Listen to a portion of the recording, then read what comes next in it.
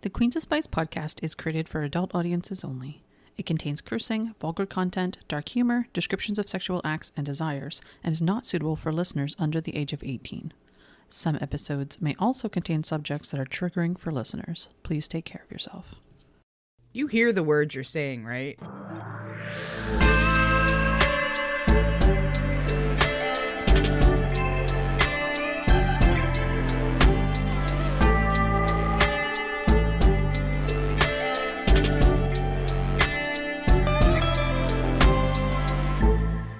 Welcome to the Queens of Spice podcast. I'm your host, Rachel Ragachu, and I'm here with my best friend till the end, Ash. What's up, buddy? Hi. Hi. Today, we are talking about two what I would consider very special books. They are called Stuffed and Double Stuffed by Sylvia Morrow. Ash, you read the first book, Stuffed, correct? Because I was going to talk about them at one point. Yeah. What was your I did. What was your initial reaction to that 74-page thriller? Well, I had some feelings. Yeah, I mean, I think feelings is a great way to start with these books. These are, do I need to put a trigger warning on this? Let's see. There is a little bit of Fucked up. Yeah, it's inanimate objects coming to life and having sexy time. So keep that in mind if that's something you're not into. Obviously, these are the kind of books I'm reading, as opposed to Ashton's lovely, wonderful romance books that are just very comfy and wonderful. Wholesome. I would say there's some wholesome stuff in here. However, I could see how you would consider that not to be wholesome. So just an FYI, that's what we're reading today. Okay. So Great. Anime obsessed Anne might be a fictophiliac, or she might just hate touch so much that she'll never have sex. She doesn't really care about the difference as long as she has her favorite pillow to grind against when she needs physical relief. Anne's favorite pillow is more than just a feather-filled cotton sack. He's alive, but no one knows it. Hot pulsing magic weaves between his fibers each time she touches him. All he wants is to be the man Anne needs. Soft, moldable, and ready to cater to her every desire. But when he has enough magic to become a man, will Anne accept his eager touch? Can flesh and fabric come together in erotic bliss? Will more than one of them end up fully stuffed? So welcome to Stuffed. Stuffed is the first book in this series. There's technically going to be 3 books, as far as I know. I think the 3 is out. The third one's not out yet. Oh, I thought it was. Because we saw it announced somewhere, didn't we? It came up on Kindle Unlimited the other day, and I was like, oh, fucking no. So the third book, quote unquote, in the series came out in May, and it's like a collection of short stories that kind of ties up the end of the series. And I don't know if there's going to be more or not. Sylvia kind of outlines that it's the end, but we'll see.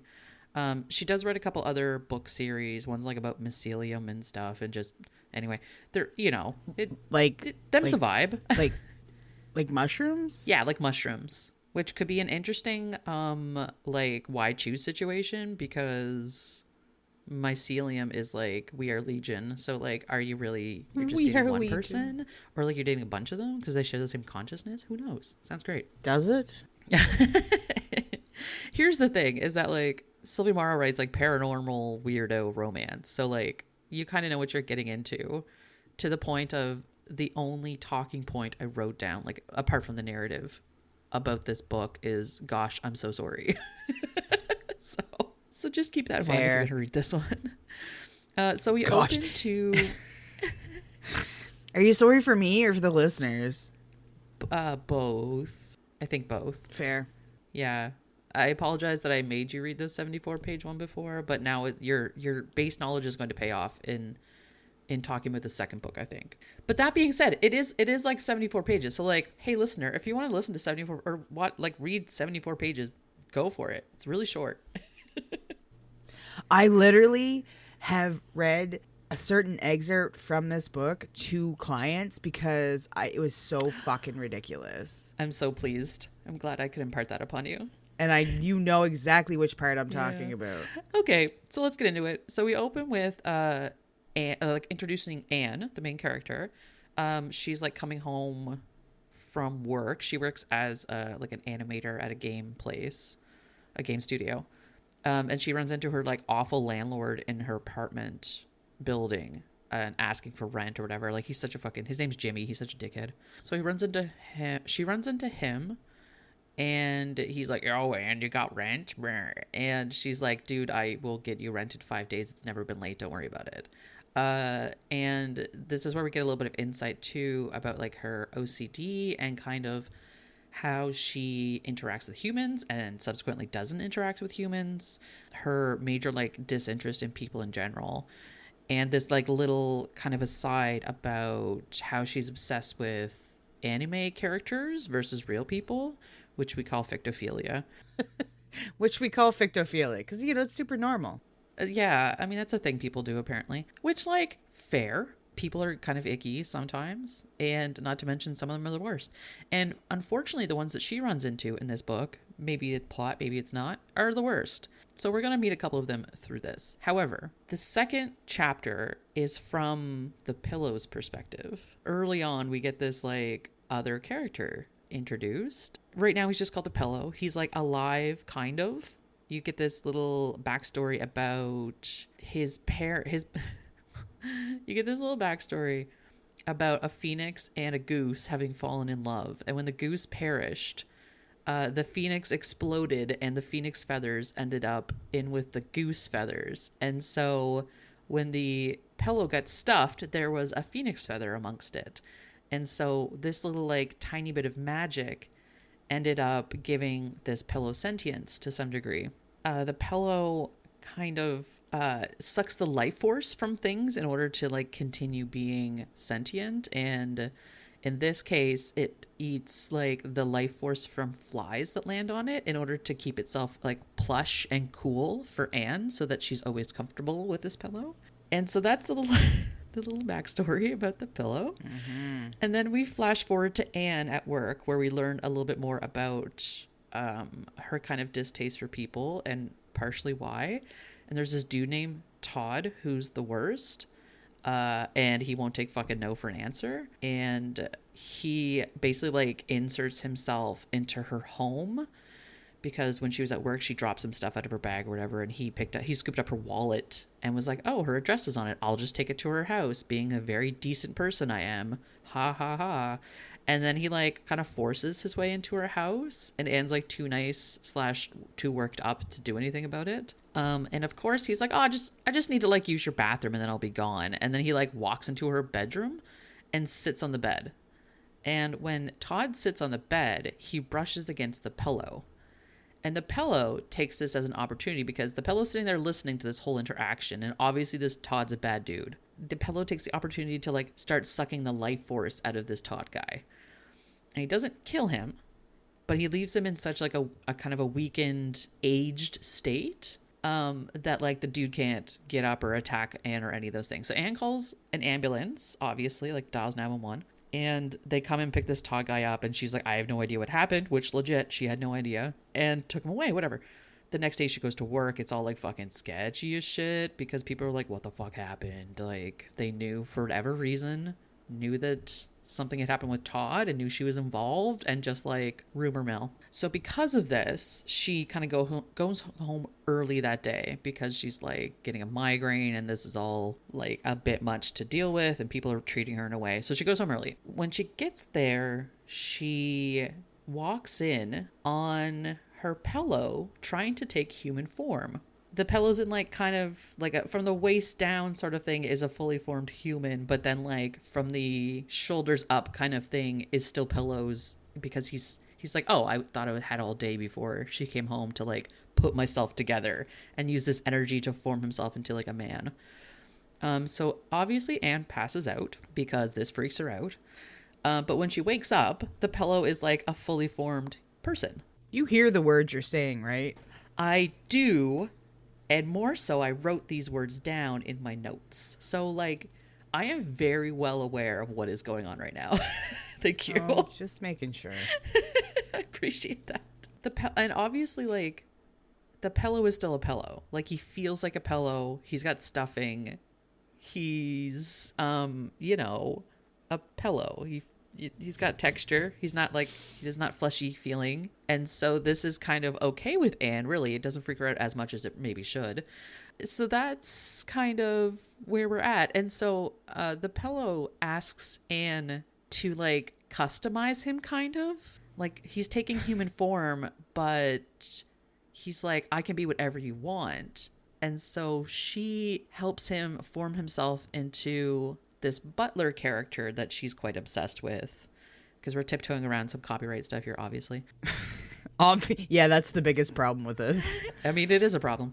And so she names him Ori, and she like can figure out that he's not fleshy and he's not gross and weird like normal humans. And so her OCD like lets her hold hands with him and like be in his space, and it's not like gross to her. And plus, like, he looks like her favorite anime character. But Ori needs more power to kind of keep himself stable. Yeah, to keep him stable. Keep himself stable, he needs more power. And so previously we had this little interaction with Anne coming home where like these dudes, these like kids, like 19-year-old kids, were like harassing her on the street basically, and they always like stand on the corner and like catcall her and make jabs and whatever. And so she's like, I know, we could go suck the life force out of these fucking douchebags. And so so they go for a walk, and Anne obviously takes Ori right past these little douchebags who are like on the street corner yelling or whatever. And one of them like reaches out and touches Anne on the face even, and Ori like not happy about this. And so Ori skims some energy off of the dudes, and they kind of like quiet down. But at the same time, he becomes like, he doesn't leave them like Todd, he just like takes a bit of them so that they're like, something's weird, but they can't figure it out. So now he has like more energy to like make himself more solid and stuff. And I should mention too that like Anne is, when I say she's OCD, I mean she's like a very big germaphobe in this case. And so these guys having touched her, she's like, I need to go home and like scrub my skin with antibacterial soap. Like, this is horrifying. And so she goes home and takes this like hot shower and like scrubs herself down. I think it's important to note too, like, people get into like the headspace like, oh, I'm so OCD or blah blah blah blah blah whatever, and like where this is like a legit viewing of like OCD like tendencies, instead of just being like, oh haha, you know what I mean? I do know exactly what you mean, especially working in an industry where people are like, oh, I'm so OCD because I like things away, and I'm like, yeah, you're taking perfectionist. That's right. OCD is like an impulse that you can't control a lot of the time, and it's something you need to work towards to kind of help yourself familiarize yourself with the world in a different way. And so yeah, in this case, Anne is very much OCD, and Sylvia writes her as OCD. So I appreciated that, where I'm like, this is going to like another level of OCD-ness. Okay, so after the shower, Anne gets this like, I want to replace this unwanted touch that's like she can still kind of feel on her skin, and so she replaces it with Ori's touch instead, if you know what I'm saying. And then they get, What are you saying? Well, okay, he might go down on her, and she's totally into that. I'm glad that you clarified. And he has a very silky tongue, as she describes it, because he's a pillow.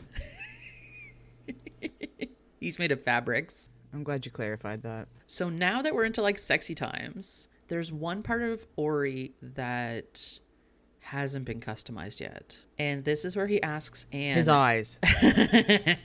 Oh no, his eyes are very much customized. So this is the part where he asks Anne to help model his dick, obviously. Oh yes, obviously. So as they're doing sexy times, they do this interesting thing where he like kind of forms his dick while he's inside of her, because he can like change the shape of himself and like make his fabric look different and stuff. It takes energy to do this, so like he doesn't do it a whole lot, but in this instance he was like holding on to some energy because he knew he was gonna have to do this. Now, further to that, he also uses his energy sometimes to create tentacles. Sometimes tentacles just kind of show up in their sexy times, and he uses them for stuff because Ori, as you can imagine, had been laying on Anne's bed for a long time, and as such he could watch what she was watching on her television or her computer. Every time she would masturbate, it would be to anime tentacles, and he was watching this the whole time, and so he knows what she's into, and so he forms those things to meet her needs exactly. It's also worth noting at this point that when Ori comes, it's feathers. Yes, it's worth noting that. I just want to put that out there. It comes up on the second book and in a bigger way, but just so you know, he never comes. Fuck. I will not apologize for art. Find me art in this, and I will accept that statement. I would say that book is a work of art insofar as its creativeness and the vision that the author had for this piece of literature. Okay. Yeah. Oh, okay. Yeah. Mm-hmm. The justifications are always entertaining. So we end this. So this is the end of the first book. They go.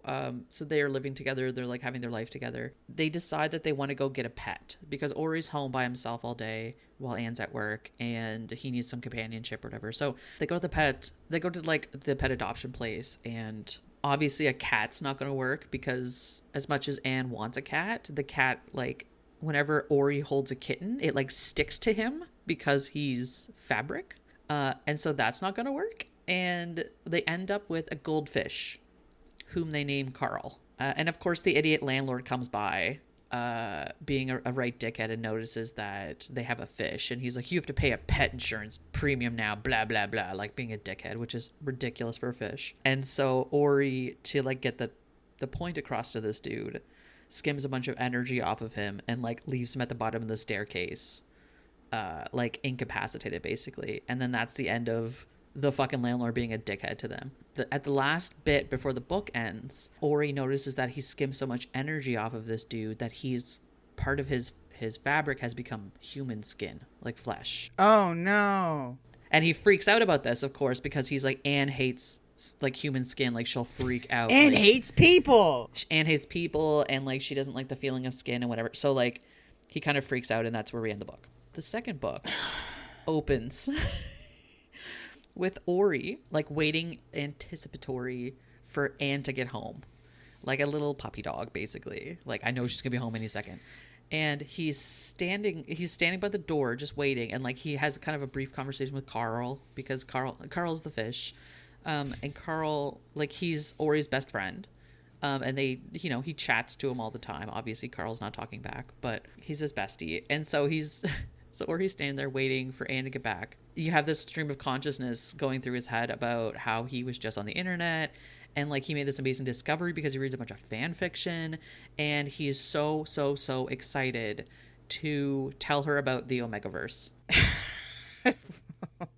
Jesus Christ. So obviously in this Omegaverse, Ori is the alpha and Anne is the omega. Oh, clearly the pillow is the alpha. Obviously.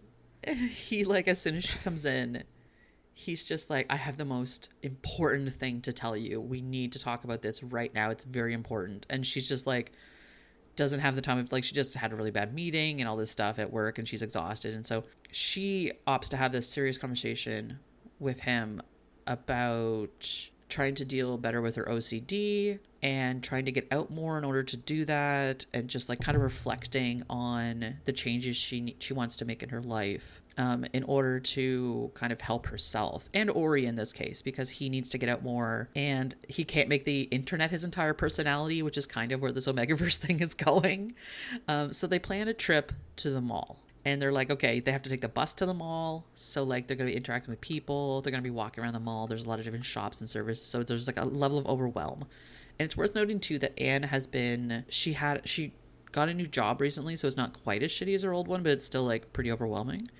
Especially as, like, someone who's easily overwhelmed. She's also seeing a therapist. So this is, like, part of her kind of dealing with her OCD in a more positive way. Does her therapist know she's fucking a pillow? You know what? We don't get any insight from the therapist. Potentially that comes up in the short books, but I don't know, honestly. It's not brought up at all in this book, so I can't say.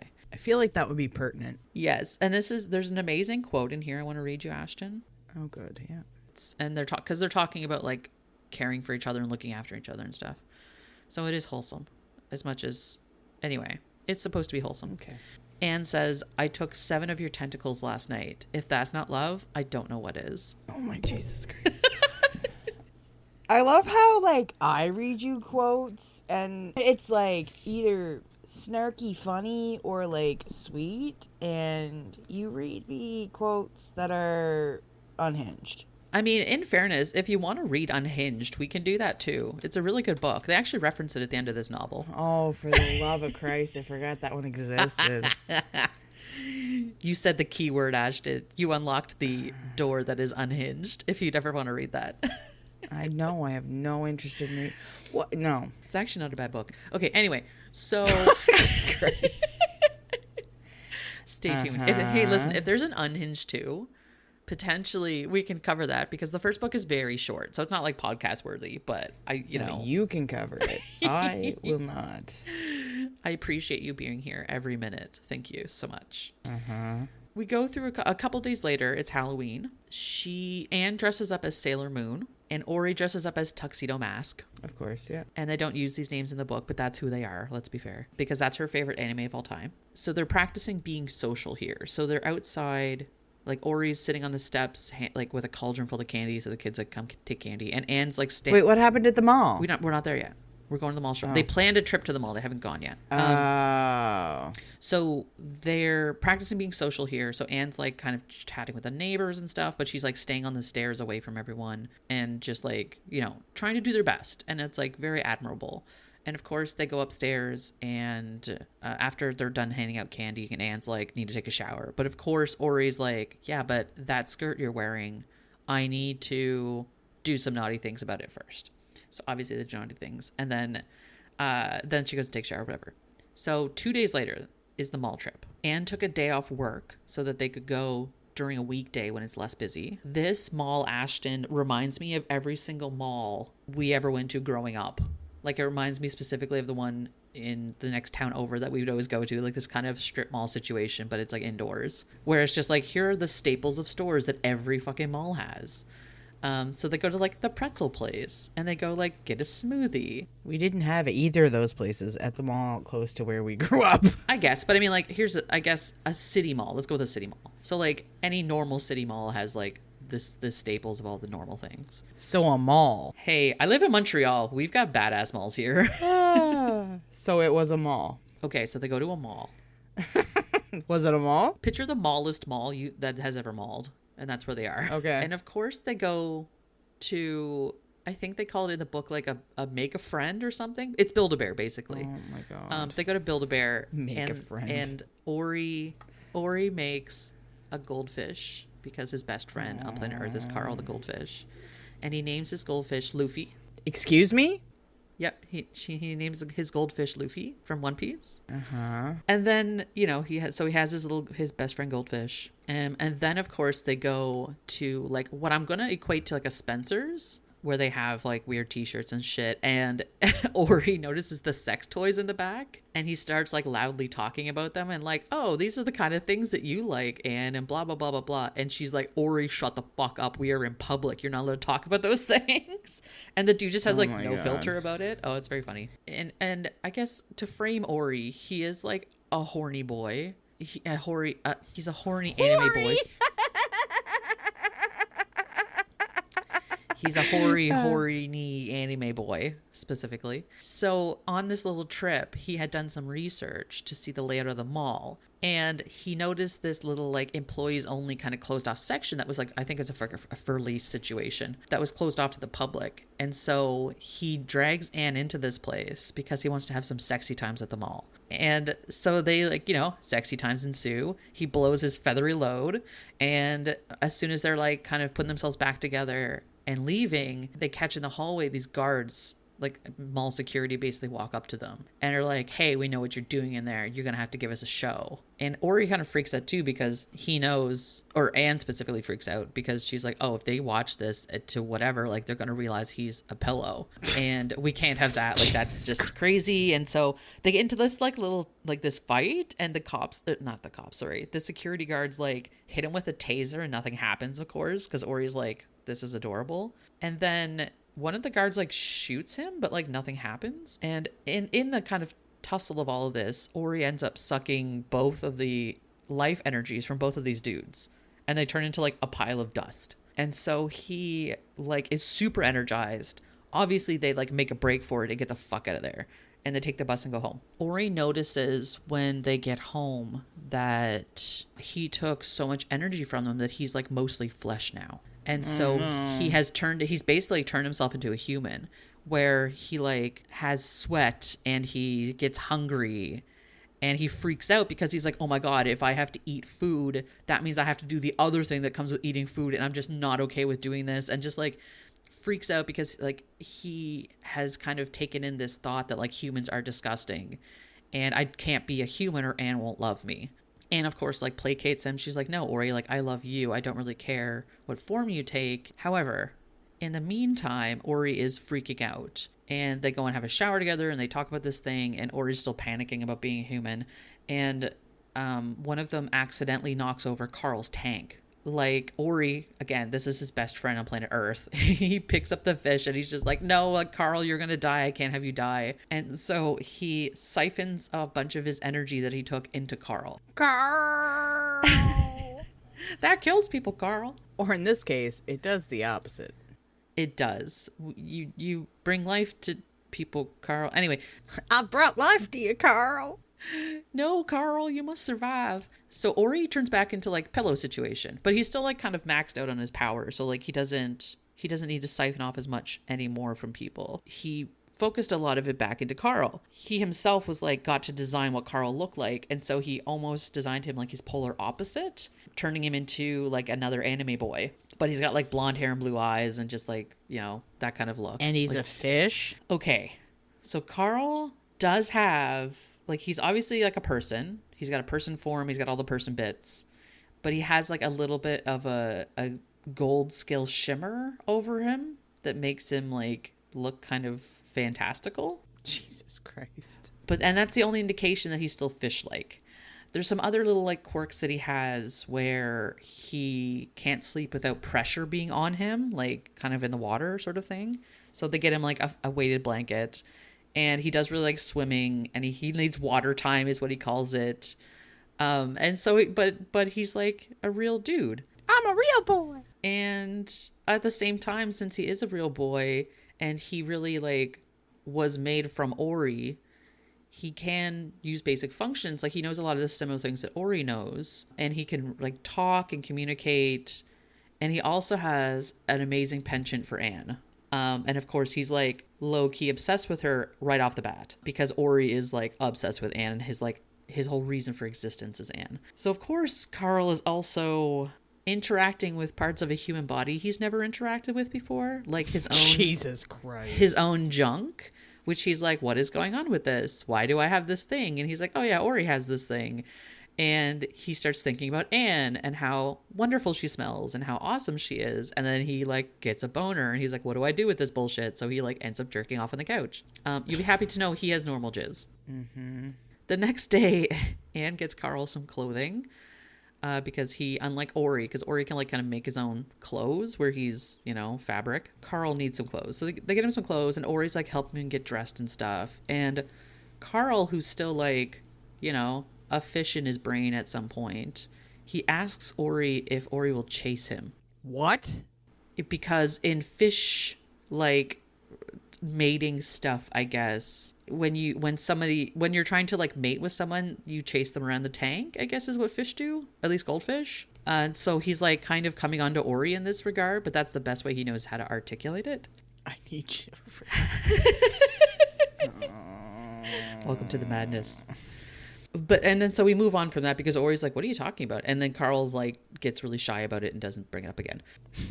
Chase me around the apartment, Ori. Well, he just asks him to chase him. He doesn't specify anything. But he gets really shy about it, and they kind of stop talking about it. And so this is where we get the bit about Carl has a hard time, like with the pressure, or not lack of pressure thing. He's having to process emotions he's never had to process before as a fish. And he has to deal with hormones that he's never had to deal with before as a fish. And so he and Ori kind of talk about, like, you know, man to man about some of these things. Oh, my God. And Ori imparts some knowledge on him about stuff. The next day, Ori and Carl go out for a walk just to kind of show Carl the world more or less, and like interact with human beings and kind of get fresh air and that kind of stuff to like introduce him to the world. And Ori, who's again a horny anime boy, takes up Carl's request to chase him in a serious way. And so they go to the park, and there's like a wooded part in the park, like a more densely wooded. He gets Carl to run. And then, of course, Ori chases him. And Ori turns this into kind of an alpha situation where he chases down his beta and tackles him to the ground. And oh my God. And like grinds into him basically. And he also like threatens him in a way that he's like, I'm the alpha and Anne is mine. She belongs to me. And just like, it just, you know, alpha posturing bullshit.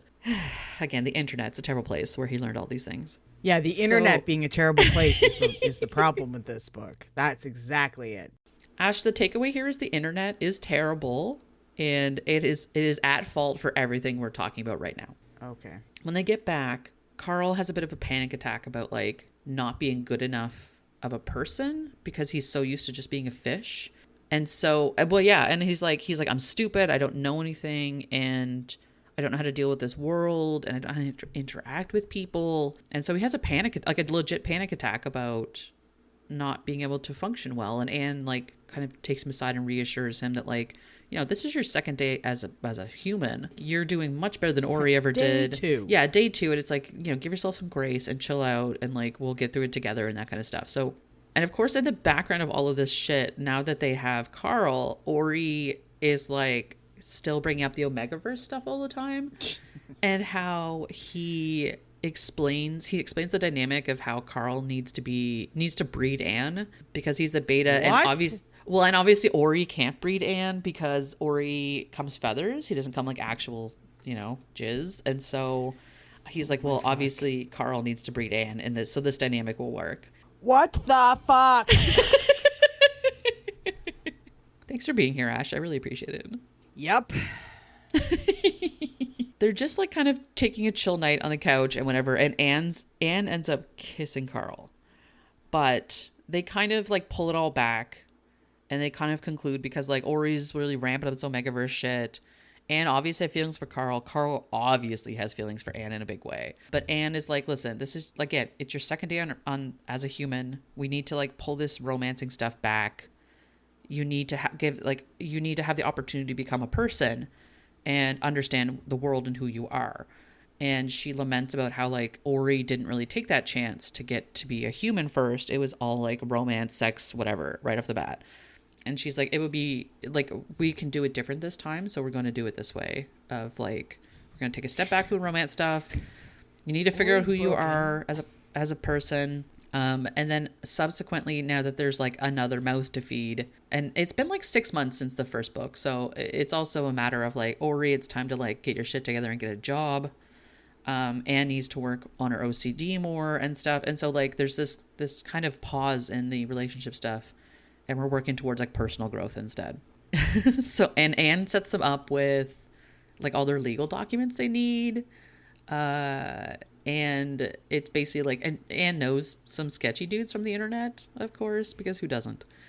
So she gets some like legal documents or whatever. And Carl ends up getting a job as a lifeguard, which makes sense. He's fishing. And Ori ends up, Ori's like a cam boy as far as I can tell. What? Like he does like sexy times for people on the internet, like personal shows. What the fuck? Why is this surprising to you? And we get this, it's very interesting because we get why is this normal to you? I mean, this book is not normal. Like, where's the line? I don't know what to tell you, Ashton. I love it's like, why is this not normal to you? No, I don't know. It's not that it's not normal. It's that like, this is the thing you're getting upset with. This is the part that's really upsetting, is that Ori's a cam boy. Like, What about my reaction makes you think that I wasn't upset prior to this? I just think it's funny that like this elicits a response at all. Because I'm like, let's be fair. Ori's like a whore. And so he like, you know, of course he would do something like this. Okay, Ori. So they end up getting a new apartment that's bigger for all of them. And yeah, and as I mentioned, Anne took a new job and like is going to therapy and whatever. So yeah, she fucking needs it. Yes, oh believe me. And they end up getting a car because there's 3 incomes now, and it's like better than taking the bus because again OCD. And then there's one day, or no, it's one night before Anne's going to bed. She like walks in on Carl in the tub. And again, we're like fast forwarding like 6 months or so. So they've had a lot of development since then. But Anne like walks in on Carl having like water time, as they calls it, where he's just like laying in the tub chilling. Sometimes he goes to the pool and sometimes he just sits in the tub. He's having water time. And he catches Anne staring at him because he's like kind of, it looks like he's sleeping basically because he falls asleep in the tub sometimes. And she like takes a minute to kind of like ogle him, for lack of a better term. So Carl is like, what you looking at, buddy? And she's like, I'm so sorry, whatever, and runs away. What you looking at, buddy? So we still have this little inkling that Anne is like super into Carl, and Carl obviously is super into Anne. And we get this inkling too that Carl, like at his job, there's always people like hitting on him and like specifically asking to date him. And there's like this gal that like almost every single day like asks him out on a date or whatever, and he turns her down every single time. And then another time there's like one of the dudes that works at the pool with him asks him on a date, and he's like, you know, I noticed that so and so, I think her name's Emma or something, noticed that like Emma's not your type, but like, am I your type? And Ori's like, no, I'm sorry, like I'm just not, like I'm into someone else and whatever. And so like people are hitting on Carl constantly because he's like a hot piece of ass and he's ripped and he works at the pool, and just anyway, people are super into him and he has no interest in any of them. So this one day that Carl is coming home, he has to take the bus because Anne has to work late. And this woman on the bus like gets on like all intoxicated or something and like basically attacks him, like pushes him over on the bus and stuff, and like calls him names and shit, and just like is super crazy about it. And so Carl's like super shaken up about it, and he gets home and he just like wants to again go into the water time or whatever. And of course Anne, who comes home late from work, is like all stressed out, and she's like, I need to get in the shower right now to wash this shit off. So they both end up like in the shower together by Ori's prompting, of course, because he's really, you know, gunning for this. Horny. Yeah. And so they end up going into the shower together, and Carl ends up doing some naughty things to her, and they're both super into that. And then like, yeah, there's a little sexy time going on there. So like we've got some development in the relationship department. And then of course she immediately tells Ori because she feels guilty because Ori, like they're together. And Ori's like, no, this is great. Like, go date each other and stuff and like have your own relationship. And so Carl and Anne end up going on a date. The date they go on is to the cat cafe because, again, Anne really likes cats and she wanted to get a cat, but Ori can't really be cat. He's not cat friendly. So she takes Carl to the cat cafe. And in the meantime, we get this like behind the scenes thing going on with Ori, where he's like, quote unquote, working on a project. And this is where those shorts come in the third book, where they kind of fill in the gaps of what's going on here. And Ori goes to, I think it's basically Target is where they're going. And he meets his brother Marlin. What? Marlin was a down comforter. And apparently the story goes here, another phoenix feather had been included with the goose feathers. And so it ended up in a down comforter. There's a backstory to this in the shorts. So like, I don't know all of the background. But Marlin works at Target. He's just like a sales associate person. And Ori has been going to him to get help with stuff. Marlin ends up giving him a map. And that's all you know so far, is that Marlin gave him a map. That's his brother. He doesn't seem to be super interested in getting to know him. Marlin seems like more interested in getting to know Ori. But like there's some weird conflict thing going on here that I don't know about. So Marlin gives Ori the thing he's looking for, which is a map. And that's all we get right now of this topic. So then we flash back to the cat cafe. Now, if you think about it, Carl is still like part fish, for lack of a better term. Like If you think about it, he's kind of still a little bit of a fish. Jesus Christ. And so when they go to the cat cafe, some of the cats try to like eat Carl, for lack of a better term. What the fuck? They lick him and start biting him and like are obsessed with him. And the person that runs the cat cafe freaks out and they're like, they only do this when I give them their fishy treats and you're doing something crazy and get the hell out and whatever. And of course, when like this, leave, anyway. My cats like you too much. Exactly. Well, they're like biting him and like getting all up in his business. And she's like, why are you freaking the cats out? Why are you freaking the cats out? So Anne, of course, once they get back to the car, like breaks into laughter, but like you're now a cat treat. Like that's who you are as a person. It's really funny. When they get back home, though, they're still continuing their date, and like Ori is out somewhere, and so they like have some hanky panky time. When they have some hanky panky time, Anne freaks out a little bit only because Carl asks her some weird questions about sex. He basically, okay, so Carl's baseline of knowledge of sex is fish. And fish lay eggs, and then other fish put stuff on the eggs and they become babies. They get fertilized. And so Carl, when he's doing this with Anne, is like, where are your eggs so I can like come on your eggs and breed you or whatever. And Anne's fucking like, Ori. And so fucking Ori hadn't told Carl about how reproductive systems work. And also he didn't tell him anything about safe sex or birth control or any of those things, which Anne also freaks out about because she's like, you could have been out there having sex with people and you wouldn't know about these things. So like that could have been very detrimental. And so when Ori gets back, yeah, that's the problem. I mean, that is a problem. We don't have to like, you know, point out all the problems. But so when Ori gets home, Anne starts berating him about not teaching Carl about these things. And Ori, of course, gets really territorial about it. And he's like, yeah, but Carl wouldn't do it with anyone else because he's ours. And he's our beta. And he's not going to be doing it with other people. He belongs to us. He sounds like a neckbeard. Listen, Anne's response to this, that's another quote I wrote down because it's hilarious. Anne, quote, and I quote, says, we're talking about Omegaverse like it's high school sex ed.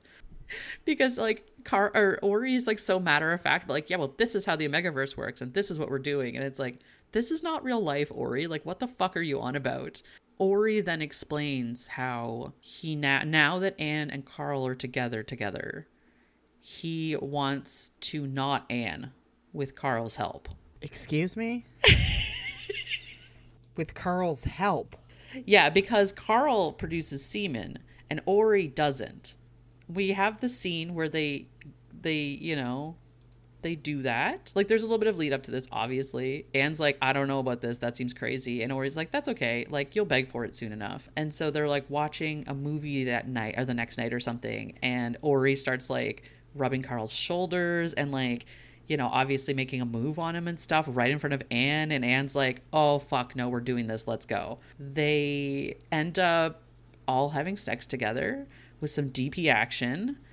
And after Carl comes, Ori knots her. And then they keep doing like sexy times because, and I quote, we love surprise tentacles in this house. And so they, you know, how more sexy times, whatever. And Carl comes again. And then Ori, and this is specifically why he did this, when he pulls his knot out, he just washes all of the fluids like gush out of Anne. And he's like very pleased with this. And then he, of course, comes with his little feathers all over this pile so that they've all come together sort of thing. Let me guess which scene you're going to read. You're welcome. So now that... so that kind of ends the Omegaverse stuff. And Ori specifically is like, oh, now that we're done with Omegaverse, like, what are we going to do next? Of course, like, that's kind of where we leave that romance stuff. And then we flash forward a little bit to Christmas. Like, everyone's exchanging gifts and stuff. And Anne gives Carl a set of books because he likes reading, but like he's not like super into reading. He doesn't really found what kind of books he likes yet or whatever, but he does enjoy reading. So Anne, of course, gets him romance books about sentient objects, one of which is about a sentient door, of course.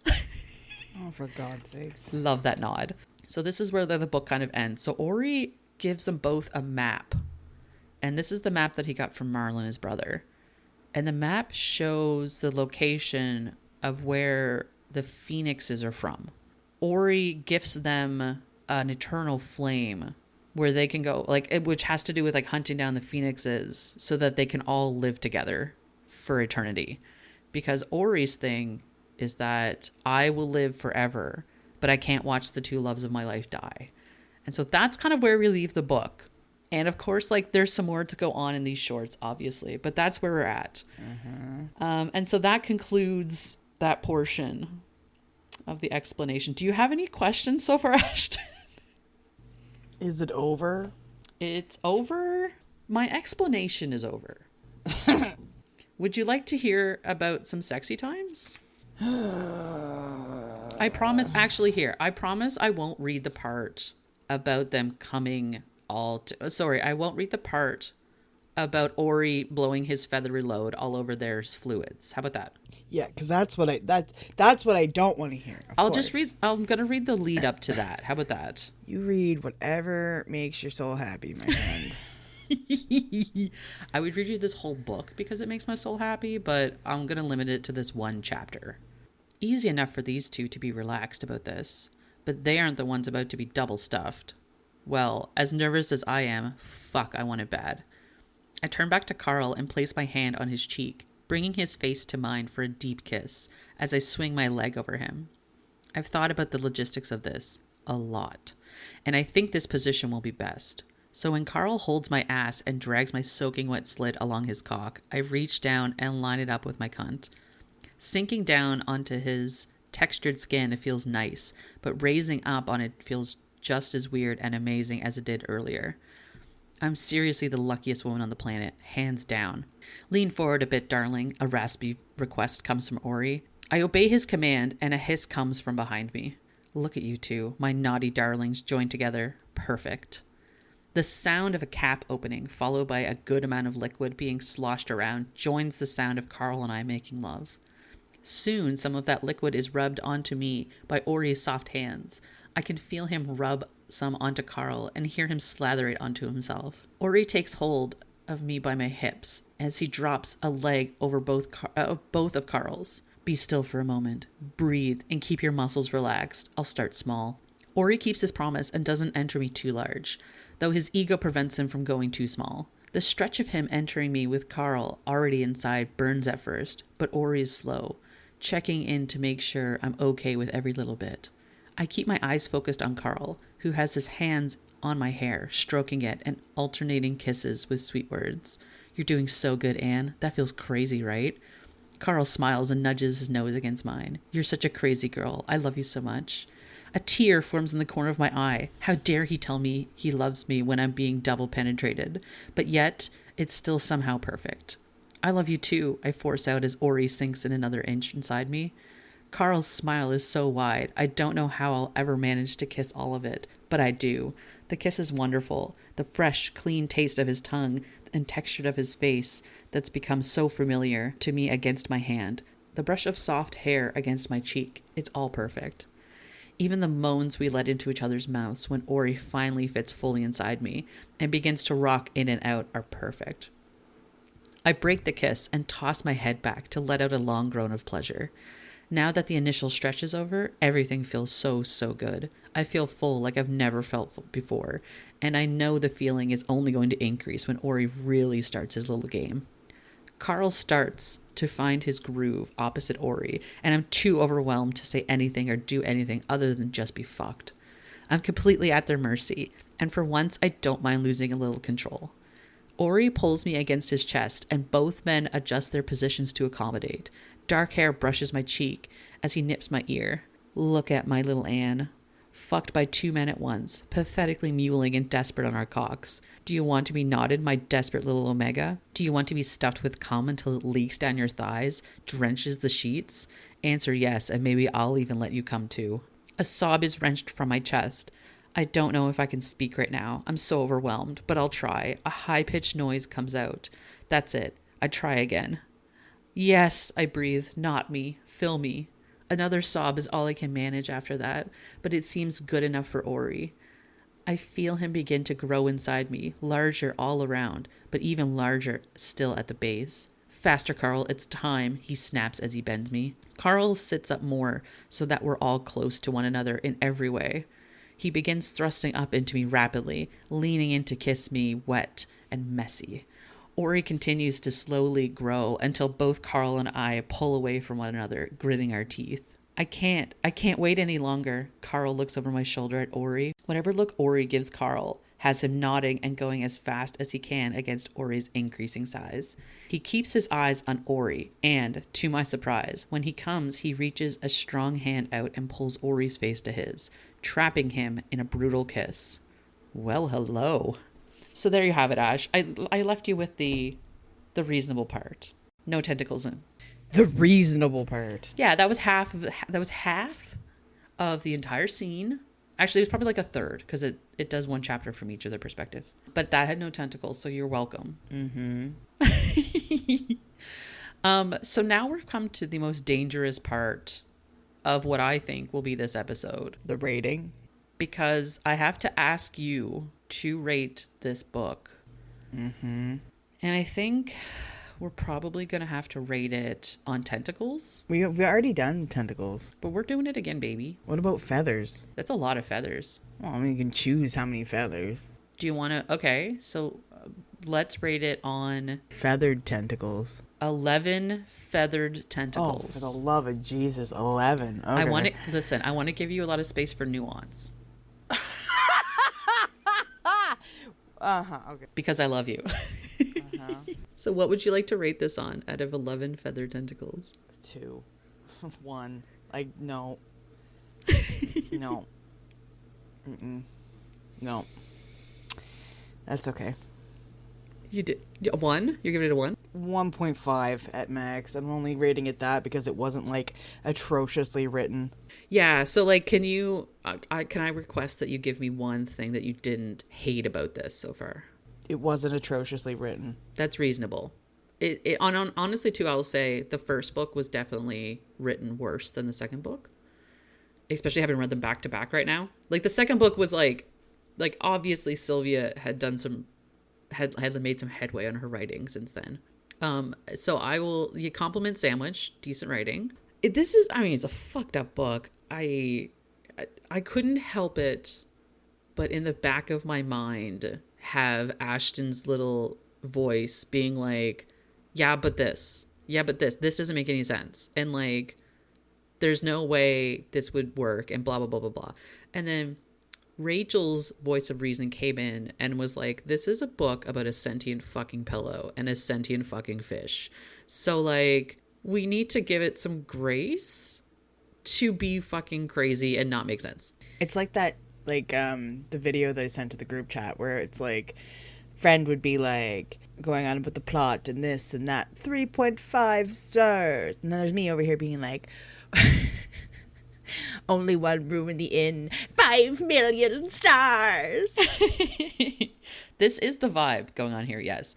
That vibe being said, I'm going to rate this book 5 feathered tentacles out of 11. I'm shocked you gave it that few. I'm also shocked, but admittedly, like, it's not fabulous literature. It's not great. I pick these books sometimes only for the shock factor, obviously. And realistically, it's a great thing to talk about at parties. So, I do a lot of stuff for the content. So I think as a book though, like, it's not stellar. I feel like the improvements that could be made on it was if there was more stuff in it. And I mean that in a literal and a hilarious way. Because like, they're super short books. And if Sylvia wanted to like flesh them out more, I would totally be okay with that. It's like, there could be more stuff going on, I guess, is what I'm saying. And that may be my big issue with it too, right? In that, like, admittedly, when things are done for shock value, they have to be done well in order for them to land for me. And this was just one of those ones where I was like, this didn't land. Like, it reached too far into the ridiculous to stick it. Like, it's always funny because, and I totally hear what you're saying, because I always come back to sex wizards. That's my baseline for ridiculous.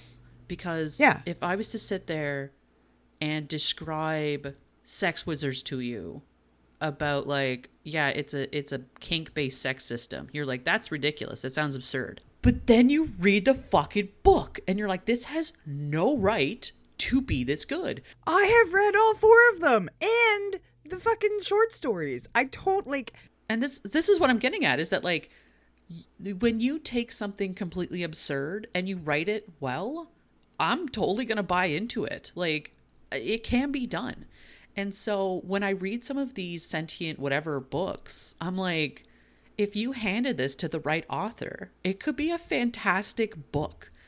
And not to say this isn't like okay, but like, there's a bar, and like, you could meet that bar if you wanted to. So like, I challenge people to write these like ridiculous topic books, but like, do them very well. Like, just embrace the fucking ridiculous. Like, why not? And you can make it wholesome, and you can make it really heartfelt. Like, just flesh it out more so that people have more dimension to them. Like, you could totally do it. Why not? I think too, it's like, when you have an idea and it seems like you're sticking story around the idea versus like with Sex Wizards, there was so much story. It was like so thought out that even though it was a book literally about fucking, I mean, it was about the magic of it too. And like, it, obviously, okay, that's, but even still, that in and of itself just boils down to the issue, because I just minimized that book to a book about fucking when it is so much more than a book about fucking. The kink-based system was so well thought out. The power dynamics, the relationships built, the way the characters view each other, view themselves, view each other, the way sex is approached. It was so much more to it, where like this book just feels like, ha ha ha, I'm gonna write a book about this ridiculous topic and then I'm just gonna fit the things around it. Totally. I listen, I hear you 1,000%. Which is why I brought it up, because like honestly, if anyone has a book that's similar to Sex Wizards, like to the point that I was just like, it is called Sex Wizards, right? We didn't make it up. No, it's called Sex Wizards. The series is called Sex Wizards. The book itself is called Initiation. Yeah, they all have like, it's Initiation, Mastery, Championship, Odyssey. Like they all have names, but like it's the Sex Wizard book they series. all have names. But Althea, like, they turned a great story and gave it dimension and fleshed it all out and it gave things feeling, and then it just happens to be about a kink-based magic system. So, like, there's no reason you couldn't have really well fleshed out characters in a book about a sentient pillow. Well, and I just looked up, I'm on Goodreads right now, and Initiation, 4.29 stars on Goodreads. Yeah. And like even still, Double Stuffed is sitting at like 3.7 or something. Like, and I think that's gracious. Like 50%-ish is very gracious. Again, there's just like, it's just different. And I understand that like it's a type of book that we're reading. Like this is the type of book that it is. And so I think when you're going into it, like this book is about sentient pillow, you're expecting a certain thing. And so potentially Sex Wizards is like breaking the mold of like, I assume this certain thing and it's not that. So it is tricky to like judge a book by its cover, as it were. Well, yeah, because you hated the covers on the Sex Wizards books. I did. They're terrible. I'm sorry. I don't like them at all. The typography makes me cringe so hard. But similarly, the book covers on Stuffed and Double Stuffed are great. So like, well, they're basic.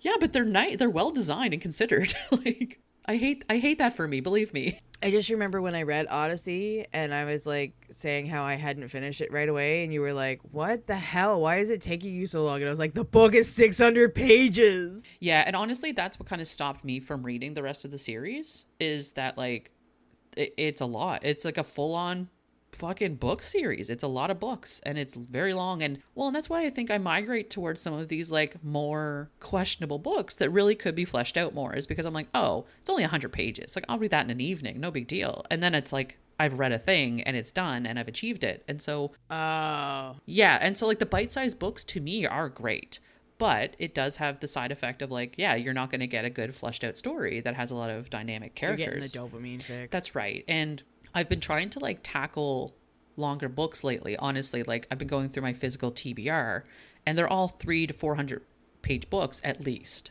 Like I did just finish Throne of Glass finally, which was 1,000 fucking pages. So you're welcome. I did finish it. And you loved it. It was very good. We're not going to review it on this one, but we can talk about it in person because it's a whole creature. But I did finally finish Throne of Glass, and now on my horizons is Crescent City, which I'm finally going to start. And I have another couple romantic-y book series I'm going to start too. But back to this story, like it's a living pillow romance. It's exactly what I thought it was going to be. The characters are fucking crazy, and that's pretty much what I expected. So yeah, I mean, the 5 out of 11 I think is very reasonable given what it is. I'm just glad he wasn't an actual like fish-like human. That was my fear. Yeah, I mean Carl was like, he's just a dude. He's a dude that like glows a little fishy because he has scales, and that's about it. Yeah. But yeah, so nothing like too crazy, honestly. Yeah, so that's Stuffed and Double Stuffed. So thank you for hanging in there, dudes. I appreciate it. I don't know what I'm going to come up with the next time I have to read a book. I don't know. If anyone has any more sentient creature romance novels they want to send me, please fucking do. I'll read all of them. anytime, especially if they're short. So always open to suggestions. Obviously, I've read Unhinged and like some of those ones, but always open for more. But next time we are back, Ash is going to be talking about the book called Honored by Danielle Baker. Yeah, I am. And I understand that's a part of a series, yes? Yes. I was originally going to talk about the second one because it was like single mom romance, blah, blah, blah, blah, blah. And it was so sweet. And I was like, oh, this is all the feel goods. And then the second book was also a single mom romance. And I was like, Oh, wait. But maybe this one. because it was just, they're just so good. Well, no spoilers for now. Are those available on Kindle or did you get them elsewhere? I can't remember. I don't think I got them on Kindle. Are you listening to them like the audiobooks? Yeah. Beautiful. So available on audiobook. But we will talk about those next time. Thanks for sticking in there, everyone. Thanks for hanging out with us. We appreciate you always. And take care. Bye. Bye. Thanks for listening to the Queens of Spice podcast. You'll find us on Instagram at Queens of Spice, or you can send us an email at queensofspice@gmail.com.